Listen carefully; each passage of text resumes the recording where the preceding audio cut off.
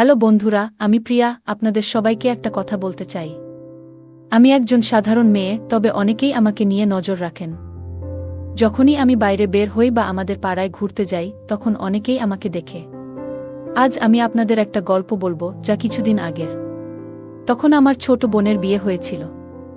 এই গল্পে দুটি প্রধান চরিত্র আছে, একজন আমি, আর অন্যজন আমার বোনের শ্বশুর, মানসজি।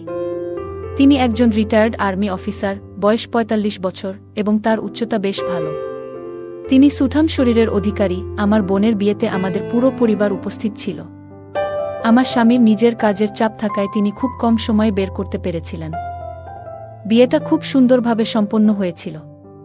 আমার বোনের শ্বশুর মানসজির সাথে আমার বেশ ভালো পরিচয় হয়ে গিয়েছিল। তিনি প্রায় কোনো না কোনো অজুহাতে আমার সাথে কথা বলার চেষ্টা করতেন। প্রথম দিকে তিনি খুব ভালোভাবে কথা বলতেন, কিন্তু মাঝে মাঝে এমন কিছু মজার কথা বলতেন যা আমার কাছে একটু অস্বস্তিকর লাগত। পুরো বিয়ের অনুষ্ঠানে আমি একা থাকতাম। যখনই কেউ আমাকে একা দেখত, তারা সঙ্গে সঙ্গে আমার কাছে এসে কথা বলতে শুরু করত।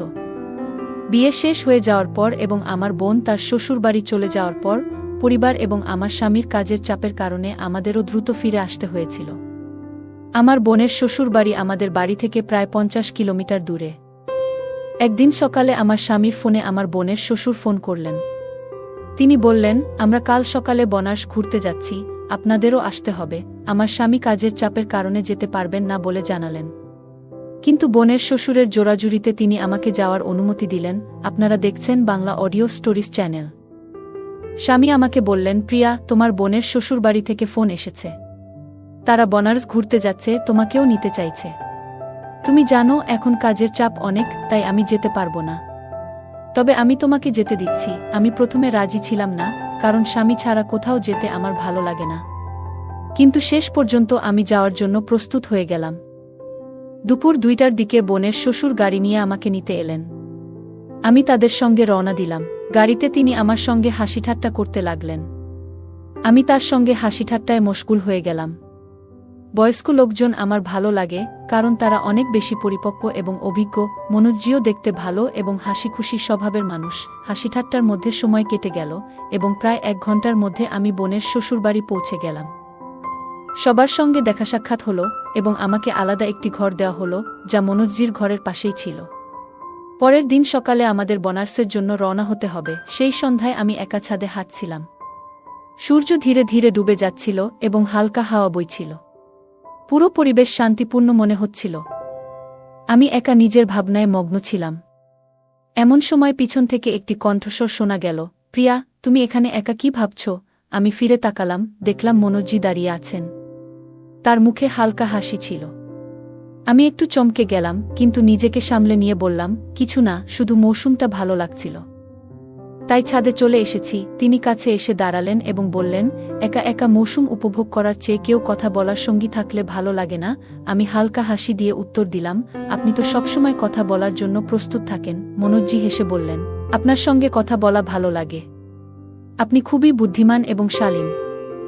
আজকাল এমন মহিলা কমই দেখা যায়। আমি একটু অস্বস্তি বোধ করছিলাম, কিন্তু তার কথায় এক অদ্ভুত মিষ্টতা ছিল।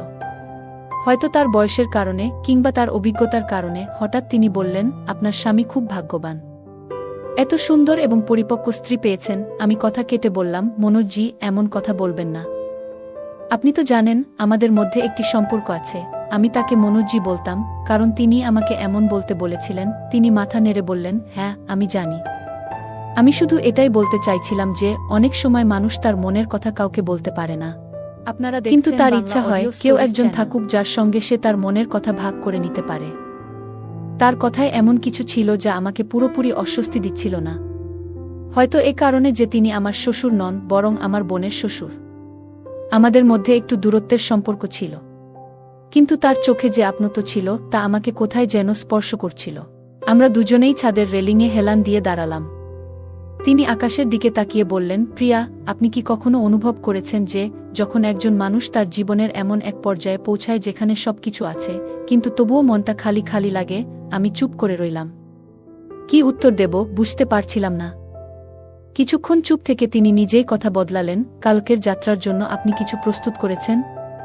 বনারসে দেখার মতো অনেক কিছু আছে। আমি মাথা নেড়ে বললাম, হ্যাঁ, কিছু প্রয়োজনীয় জিনিস রেখেছি। যাই হোক, বেশি কিছু তো দরকার নেই, তিনি হেসে বললেন, আপনার মতো সরল মানুষরাই সবচেয়ে সুন্দর। আমি শুধু হালকা করে হাসলাম, কিন্তু মনে মনে কিছুটা অস্থির হয়ে পড়লাম। তার কথাগুলো আমার কাছে সাধারণ মনে হচ্ছিল না। হয়তো তিনি কিছুটা বেশি বলেছিলেন, কিংবা আমার মনই বেশি কিছু ভাবতে শুরু করেছিল। এরপর আমরা বেশ কিছুক্ষণ ছাদে হাঁটলাম। তারপর নিচে নেমে সবাই মিলে খাবার খেয়ে ঘরে গিয়ে ঘুমিয়ে পড়লাম। পরের দিন সকাল 4টে আমরা বনারসের উদ্দেশ্যে রওনা দিলাম। আমাদের দলে মোট 8 জন ছিলেন, 5 জন মহিলা এবং 3 জন পুরুষ। গাড়ি চালাচ্ছিলেন আমার বোনের স্বামী এবং তার পাশে আরেকজন ভদ্রলোক বসেছিলেন। মাঝের সিটে আমার বোন এবং 3 জন মহিলা বসেছিলেন। সবচেয়ে পিছনের সিটে শুধু আমি এবং মনোজজি বসেছিলাম। গাড়ির ভেতরের পরিবেশে এক অদ্ভুত নিকটতা তৈরি হচ্ছিল। এমন সময় মনোজজি হালকা করে হেসে বললেন, আপনার তো সকাল সকাল উঠতে কোনো সমস্যা হয়নি? আমি মাথা নেড়ে বললাম, না, সফরে তো তাড়াতাড়ি উঠতে ভালোই লাগে। তিনি ধীরে ধীরে বললেন, আর আমার সঙ্গে সফর করাটা কেমন লাগছে? আমি একটু অস্বস্তি বোধ করলাম, কিন্তু হেসে উত্তর দিলাম, ভালোই লাগছে। আপনার মতো শান্ত এবং পরিপক্ক মানুষের সঙ্গে সফরে কিছু শেখারও পাওয়া যায়। আপনারা দেখছেন বাংলা অডিও স্টোরিজ চ্যানেল। তিনি আমার দিকে তাকালেন। তার চোখে এক গভীরতা ছিল, যেন কিছু বলার চেষ্টা করছিলেন। তারপর তিনি বললেন, প্রিয়া, কখনো কখনো মনে হয় কিছু মানুষ আমাদের জীবনে এমনিই চলে আসে, কোনো কারণ ছাড়াই, কিন্তু তারা রয়ে যায় চিরকালের জন্য। আমি চুপ করে রইলাম। উত্তর দেওয়া কঠিন মনে হচ্ছিল। সামনে থেকে আসা ঠান্ডা হাওয়া আমার চুল উড়িয়ে দিচ্ছিল এবং আমি জানালা দিয়ে বাইরে তাকিয়ে রইলাম। পুরো পথে আমরা কখনো কথা বললাম, কখনো চুপ করে রইলাম, কিন্তু সেই নীরবতাও যেন কিছু বলার চেষ্টা করছিল। সম্ভবত আমি সবকিছু বুঝতে পারছিলাম, কিন্তু ইচ্ছাকৃতভাবে তা এড়িয়ে যাচ্ছিলাম। প্রায় 2 ঘন্টা পর আমরা বনরাসে পৌঁছালাম। গাড়ি ঘাটের কাছে থামল। সবাই বেরিয়ে গেল। আমিও বেরিয়ে এলাম। তখন মনোজজি তার হাত বাড়িয়ে দিয়ে বললেন, সিঁড়িগুলো খুব সরু, সাবধানে চলুন। আমি কিছু না বলে তার হাত ধরে ফেললাম। এটি ছিল একটি ছোট মুহূর্ত, কিন্তু অনেক কিছু বলার মতো। এরপর আমরা ঘাটে পৌঁছালাম। গঙ্গার জল, আরতির আওয়াজ এবং চারপাশের হট্টগোল সবকিছু যেন এক অন্য জগতে নিয়ে যাচ্ছিল। কিন্তু আমার মনে যা চলছিল তা ছিল সম্পূর্ণ আলাদা। মনোজজি সবসময় আমার আশেপাশেই থাকতেন। ফটো তোলা হোক বা কিছু কেনাকাটা, সব জায়গায় তার নজর ছিল আমার দিকেই। আর তার উপস্থিতিতে আমি এক অদ্ভুত প্রশান্তি পাচ্ছিলাম। সন্ধ্যায় যখন আমরা ফিরলাম, আমি তখন ক্লান্ত, কিন্তু মনোজজি আবার বললেন, আজ সন্ধ্যায় গঙ্গা আরতি আবার দেখব, শুধু আপনি আর আমি। আমি অবাক হলাম। বাকিরা সবাই কামরায় বিশ্রাম নিচ্ছিল, আর আমি কিছু ভাবতে পারছিলাম না। শেষ পর্যন্ত তার কথা মেনে নিলাম। সন্ধ্যায় আমরা 2 জন ঘাটে পৌঁছালাম। চারপাশে ভিড় এবং শোরগোল, কিন্তু আমাদের মধ্যে ছিল নিস্তব্ধতা। তিনি আমার দিকে তাকিয়ে বললেন, প্রিয়া, আপনি কি কখনো এমন কাউকে পেয়েছেন, যার সঙ্গে কোনো কথা ছাড়াই, কোনো নাম ছাড়াই, শুধু মনে মনে জড়িয়ে গেছেন? আমি তার কথার উত্তর দিলাম না, শুধু গঙ্গার ঢেউগুলোর দিকে তাকিয়ে রইলাম।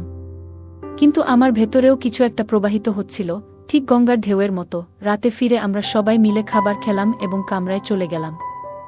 আমি আমার কামরায় ছিলাম, কিন্তু ঘুম আসছিল না। এমন সময় দরজায় হালকা একটা খটখট শব্দ শোনা গেল। আমার হৃদস্পন্দন বেড়ে গেল। রাতের নিস্তব্ধতা এবং সেই মৃদু আওয়াজ, এমন মনে হচ্ছিল যেন পুরো কামরা নিঃশ্বাস রেখে দাঁড়িয়ে আছে। আমি ধীরে ধীরে দরজা খুললাম। সামনে দাঁড়িয়ে ছিলেন মনোজজি। তার মুখে ছিল গভীর শান্তি, কিন্তু চোখে ছিল কিছু অকথিত কথা। মাফ করবেন, বিরক্ত করছি না তো? তিনি ধীরে ধরে জিজ্ঞেস করলেন। আমি মাথা নাড়লাম। না, আপনি কিছু বলতে এসেছেন? তিনি এক মুহূর্ত আমার চোখের দিকে তাকিয়ে রইলেন, তারপর বললেন, হ্যাঁ, একটি কথা, যা অনেক দিন ধরে আমার মনে ছিল। হয়তো আজ বলার সময় এসেছে। আমি একপাশে সরে গেলাম এবং তিনি ভেতরে প্রবেশ করলেন। কামরার হালকা আলো এবং নিস্তব্ধতার মধ্যে তার কথাগুলো দেয়ালে ধাক্কা খেয়ে ফিরে আসছিল। প্রিয়া, আমি জানি এটা অদ্ভুত। একজন অবসরপ্রাপ্ত মানুষ, যার বয়সের ভারে জীবন ঢলে পড়েছে, আর তুমি এক সুন্দর, বুদ্ধিমান, বিবাহিত মহিলা। কিন্তু বয়স কি কখনো হৃদয়ের আবেগকে থামিয়ে দিতে পারে? আমি স্তব্ধ হয়ে গেলাম। এক মুহূর্তের জন্য মনে হল যেন মাটি সরে গেছে। আমি বললাম, মনোজজি, আপনি তো জানেন আমি বিবাহিত। আর আমাদের সম্পর্ক কি, তাও তো আপনি জানেন। তিনি কথা কেটে বললেন, জানি প্রিয়া। আমি কোনো সম্পর্ক ভাঙতে চাই না। শুধু এটাই বলতে চাই, তোমার সঙ্গে দেখা করার পর থেকে আমার সেই খালিত্ব যেন ভরে উঠতে শুরু করেছে। আমি জীবনে অনেক কিছু দেখেছি, যুদ্ধ, মৃত্যু, একাকিত্ব, কিন্তু তুমি আমার ভেতরে আবার কিছু জাগিয়ে দিয়েছ। হয়তো বেঁচে থাকার ইচ্ছা। আমার ভেতরে কিছু ভেঙে পড়ছিল। না রাগ হচ্ছিল না, না সহানুভূতিও ছিল না। শুধু একটি প্রশ্ন গুঞ্জরিত হচ্ছিল, আমরা কি সত্যিই কারো একাকিত্বের সান্ত্বনা হতে পারি? যখন আমাদের নিজের জীবন অন্য কারো নামে উৎসর্গীকৃত। কিছুক্ষণ চুপ থেকে আমি বললাম, মনোজি, আপনার কথাগুলো ভুল নয় এবং আমি আপনাকে ভুলও বুঝছি না। কিন্তু সমাজ যা দেখে সেটাই সত্য হয়ে দাঁড়ায়। যদি আমি এই আবেগকে স্বীকার করে নেই তাহলে মানুষ আমাকেই দোষ দেবে। আর আমার বোন, তার কি হবে? তিনি চুপ হয়ে গেলেন। তার চোখ ছলছল করে উঠল। আমি আরও বললাম, আমি আপনাকে সম্মান করি অনেক বেশি। কিন্তু কিছু সম্পর্ককে সেখানেই থামিয়ে দেওয়া ভালো যেখানে তাদের সম্মান বজায় থাকে। তিনি মাথা নিচু করে বললেন, তুমি সত্যি বলেছ প্রিয়া। আর এটাই তোমার সৌন্দর্য। যদি অন্য কেউ হতো হয়তো এই আবেগের ঘূর্ণিতে হারিয়ে যেত। আমি ধীরে ধীরে বললাম, আপনার অনুভূতিতে কোনো ভুল নেই। কিন্তু আমরা প্রতিটি ইচ্ছাকে পূরণ করতে পারি না। কখনো কখনো কিছু আবেগ শুধু অনুভব করার জন্য হয়, বাস্তবায়নের জন্য নয়। মনোজি দীর্ঘশ্বাস ফেলে উঠে দাঁড়ালেন এবং বললেন, তুমি আজ আমার আত্মাকে অনেক শান্তি দিয়েছ প্রিয়া। ধন্যবাদ। আপনারা দেখছেন। তিনি চলে গেলেন এবং আমি জানালার পাশে বসে অনেকক্ষণ আকাশের দিকে তাকিয়ে রইলাম। সেই রাতে আমার ঘুম আসেনি। অনেক কিছু ভেবেছি, সমস্ত সম্পর্ক, আবেগ এবং সেই অকথিত ভালোবাসা যা আমি অনুভব করেছি কিন্তু কখনো নিজের করে নিতে পারিনি। কখনো কখনো আমরা এমন কেউ হয়ে যাই যার কারো প্রয়োজন আছে কিন্তু সেই সম্পর্ককে কোনো নাম দিতে পারি না। আপনারা দেখছেন বাংলা অডিও স্টোরিজ চ্যানেল। পরের দিন বনরাসের সকাল ছিল খুব ঠান্ডা এবং শান্ত। আমরা হোটেল থেকে বেরিয়ে গাড়িতে উঠলাম। একটি সম্পর্কের গল্প। গাড়ি ঘাটের কাছে থামল। সবাই বেরিয়ে এলো। আকাশ হালকা সোনালি হয়ে উঠেছিল আর গঙ্গার ঢেউগুলো সূর্যের প্রথম আলোয় ঝিলমিল করছিল। আমি সবার সঙ্গে নেমে এলাম কিন্তু আমার মন এখনও রাতের সেই কথাগুলোতে আটকে ছিল। মনোজি এবং আমি সেই বিষয়ে আর কিছু বলিনি, কিন্তু যখনই আমাদের চোখে চোখ পড়ত একটি অকথিত বোঝাপড়া অনুভব করতাম। ঘাটে সবাই পূজা অর্চনায় ব্যস্ত হয়ে পড়ল। আমি আরতির থালা হাতে নিয়ে গঙ্গার জলে হাত ডুবিয়ে দিলাম। মনে মনে শুধু একটি প্রার্থনা করলাম, হে মা গঙ্গে, যেসব অনুভূতি অকথিত রয়ে গেছে সেগুলো আমার আত্মার সত্যতা বুঝে সংরক্ষণ করে নিও, যেন আমি কখনো নিজের কাছে হার না মানি। হঠাৎ আমি পিছনে কাউকে আমার পাশে চুপচাপ দাঁড়িয়ে থাকতে দেখলাম। ফিরে তাকাতেই দেখি মনোজি দাঁড়িয়ে আছেন। আমাদের মধ্যে কোনো কথা হয়নি, কিন্তু তার হাতে একটি লাল সুতো ছিল। তিনি আমার দিকে তাকিয়ে তার কবজির দিকে ইশারা করলেন এবং বললেন, গঙ্গা মায়ের কাছে মিনতি করেছিলাম যে সম্পর্ক গড়ে উঠেছে তাকে কোনো নাম না দিলেও যেন তার পবিত্রতা অক্ষুণ্ণ থাকে। আমি তার হাত থেকে সুতোটি নিয়ে নিঃশব্দে তার কবজিতে বেঁধে দিলাম। সেই মুহূর্তে আমি অনুভব করলাম কিছু একটা চিরতরে বেঁধে গেছে, কোনো সামাজিক স্বীকৃতি ছাড়াই, কোনো প্রত্যাশা ছাড়াই। শুধু একটি আবেগময় বন্ধন যা আর কখনো ছিঁড়বে না। আমাদের যাত্রা শেষ হলো। সবাই বাড়ি ফিরে এলো। আমার স্বামী স্টেশন থেকে আমাকে নিতে আসেনি। তিনি যেমন সবসময় তার কাজে ডুবে থাকেন তেমনি ছিলেন। আমি কিছু বললাম না, কিন্তু এখন কিছু বদলে গেছে। আমি আর আগের মতো প্রিয়া নেই। আমার ভেতরে একজন নারী জেগে উঠেছে যে বুঝতে পারে দুনিয়ার সব ছায়াই খারাপ নয়। কিছু ছায়া আলোর চেয়েও বেশি আপনত্ব দেয়। মনোজির নাম আমাদের বাড়িতে কেউ উচ্চারণ করত না। বোনের বিয়ের পর তিনি শুধু দুলাভাইয়ের বাবা হিসেবেই পরিচিত ছিলেন। কিন্তু আমার ডায়েরিতে তিনি এখনও মনোজি রয়ে গেছেন, একটি অসম্পূর্ণ সম্পর্ক যা প্রতি রাত আমার স্বপ্নে এসে নিঃশব্দে বসে থাকে। কয়েক মাস কেটে গেল। একদিন আমার ছোট বোনের ফোন এলো। তার কণ্ঠে ভয় ছিল। দিদি, পাপার অবস্থা খুব খারাপ। হার্ট অ্যাটাক হয়েছে, হাসপাতালে ভর্তি। আমার হাত থেকে ফোন প্রায় পড়ে গেল। আমি কিছু না ভেবেই হাসপাতালে ছুটে গেলাম। মনোজি আইসিইউতে ছিলেন। ডাক্তার বললেন তিনি স্থিতিশীল কিন্তু খুব ক্লান্ত, মানসিক চাপ অনেক বেশি। আমি হাসপাতালের বাইরে একটি বেঞ্চে বসে রইলাম। ঠান্ডা হাওয়া বইছিল কিন্তু আমার ভেতরটা জ্বলছিল। মনে মনে বললাম, মনোজি, আপনি আমার কাছে কিছু চাননি, কিন্তু যদি এই আবেগময় বন্ধনে কোনো সত্য থাকে তাহলে আপনি ফিরে আসুন। কয়েক ঘন্টা পর ডাক্তার বেরিয়ে এসে হাসলেন। তিনি জ্ঞান ফিরে পেয়েছেন। আপনি চাইলে দেখা করতে পারেন। আমি ভেতরে গেলাম। তিনি আমাকে দেখে হাসলেন এবং দুর্বল কণ্ঠে বললেন, আমি চলে যেতাম যদি তোমার সঙ্গে সেই শেষ দেখা না হতো। সেই রাতই আমাকে বাঁচার সাহস দিয়েছে। আমার চোখে পানি চলে এলো। আমি কিছু বলতে পারলাম না, শুধু তার হাত ধরে রইলাম। মনোজি ধীরে ধীরে সুস্থ হয়ে উঠছিলেন। ডাক্তার তাকে বাড়িতে বিশ্রাম নেওয়ার পরামর্শ দিলেন। আমি হাসপাতাল থেকে ফিরে এলাম, কিন্তু আমার মন সেখানেই রয়ে গেল। বাড়ি ফিরে সবকিছু আগের মতোই ছিল, সেই নিস্তব্ধতা, আমার স্বামীর সেই উদাসীনতা। তিনি জিজ্ঞেসও করলেন না আমি কোথায় গিয়েছিলাম বা কেন গিয়েছিলাম। আমি চাইতাম তিনি অন্তত আমার চোখে তাকিয়ে জিজ্ঞেস করতেন, তুমি ঠিক আছো তো? কিন্তু না, তার সময় ছিল না। হয়তো এ কারণেই এখন মনোজ্জির কথাগুলো আরও গভীর অর্থ পেতে শুরু করেছে। কিছু সপ্তাহ কেটে গেল। বোনের আরেকটি ফোন এলো। দিদি, পাপার অবস্থা এখন ঠিক আছে। তিনি তোমার কথা জিজ্ঞেস করছেন। আমি কিছুক্ষণ চুপ থেকে জিজ্ঞেস করলাম, তিনি কিছু বলেছেন? বোন উত্তর দিল, শুধু এটাই বলেছেন, প্রিয়া দিদির খবর নিও। তার মতো বুদ্ধিমান মেয়ে আমাদের বাড়িতে এসেছে, এটা আমার ভাগ্য। আমি হাসলাম, কিন্তু কিছু বললাম না। এক রবিবার সকালে হঠাৎই আমি সিদ্ধান্ত নিলাম, আজই আমি তার সঙ্গে দেখা করব। আমার স্বামী শহরের বাইরে গিয়েছিলেন, এবং আমি প্রথমবারের মতো অনুভব করলাম এই সময়টা শুধু আমার। আমি প্রস্তুত হলাম, সাদাসিধে পোশাকে, কোনো বাড়াবাড়ি ছাড়াই। মনোজ্জির বাড়িতে পৌঁছাতেই তিনি নিজেই দরজা খুললেন। তার চোখে চমক ছিল, সেই বয়সেও একটি অকথিত অপেক্ষা। প্রিয়া, এসো। আমি ভেবেছিলাম তুমি আসবে না। আমি হেসে বললাম, আপনি কি ভাবেন কিছু সম্পর্ক শুধু পথেই চলে? কিছু সম্পর্ক হৃদয়েও চলে। তিনি আমার কথা শুনে মাথা নিচু করলেন। আমি ভেতরে ঢুকলাম। কামরায় সেই পুরনো নিস্তব্ধতা ছিল, কিন্তু এবার তা বোঝা মনে হচ্ছিল না। একটি আপনত্ব অনুভব করছিলাম। আমরা ঘন্টার পর ঘন্টা বসে রইলাম, জীবন, সম্পর্ক, একাকিত্ব এবং সেই সব স্বপ্নের কথা বললাম যা কখনো দেখা যায় না। আপনারা দেখছেন বাংলা অডিও স্টোরিজ চ্যানেল। মনোজ্জি ধীরে ধীরে বললেন, আমি জানি প্রিয়া, আমরা কখনো একে অপরের হতে পারব না, কিন্তু তোমার উপস্থিতি আমার বেঁচে থাকার কারণ হয়ে দাঁড়িয়েছে।